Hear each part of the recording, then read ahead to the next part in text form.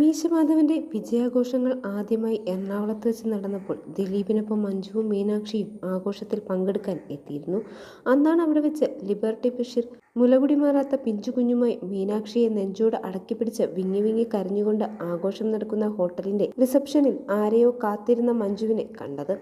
ആഘോഷങ്ങളെല്ലാം കഴിഞ്ഞ് എല്ലാവരും പോയിട്ടും തന്റെ ഭർത്താവായ ദിലീപ് എത്താതിരുന്നതിൽ മനം നൊന്താണ് മഞ്ജു അന്നവിടെ ഉണ്ടായിരുന്നത്.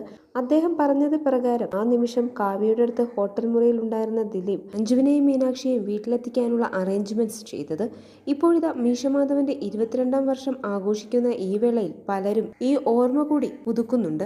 ഇപ്പോഴിതാ മീശ മാധവൻ സിനിമയുടെ 22ാം വർഷം ഓർമ്മകൾ പങ്കുവച്ച കാവ്യ മാധവൻ ഇൻസ്റ്റഗ്രാം പേജിലൂടെയാണ് സിനിമയുടെ പഴയകാല പോസ്റ്റർ പങ്കുവച്ചിരിക്കുന്നത്. ദിലീപിനെയും സംവിധായകൻ ലാൽ ജോസിനെയും ടാഗ് ചെയ്തിട്ടുണ്ട്.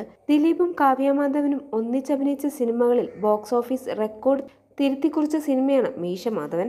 2022 ജൂലൈ 4-നാണ് ചിത്രം റിലീസിനെത്തിയത്. അന്ന് സിനിമയുടെ കഥ പറയുമ്പോൾ നിർമ്മാതാക്കളാരും ചിത്രം ചെയ്യാൻ തയ്യാറായിരുന്നില്ലെന്ന് ലാൽ ജോസ് വെളിപ്പെടുത്തിയിരുന്നു. മീശ മാധവന് മുൻപ് പുറത്തിറങ്ങിയ 2ാം ഭാവം പരാജയമായതിനാൽ നിർമ്മാതാക്കളൊന്നും ഈ സിനിമ ഏറ്റെടുക്കുന്നുണ്ടായിരുന്നില്ല. സിനിമയുടെ അണിയറ പ്രവർത്തകരിൽ വിശ്വാസമില്ലെന്ന് പറഞ്ഞായിരുന്നു പല നിർമ്മാതാക്കളും കൈയൊഴിഞ്ഞത്.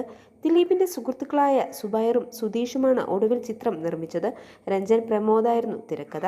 ജൂലൈ 4-ന് തന്റെ ഭാഗ്യദിനമായാണ് ദിലീപ് വിശേഷിപ്പിക്കുന്നത്.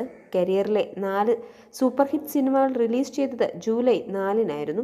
ഈ പറക്കം തലിക, മീശ മാധവൻ, CID മൂസ, പാണ്ടിപ്പട ഈ 4 സിനിമകളും തിയേറ്ററിലേക്ക് എത്തിയത് ജൂലൈ 4-നായിരുന്നു.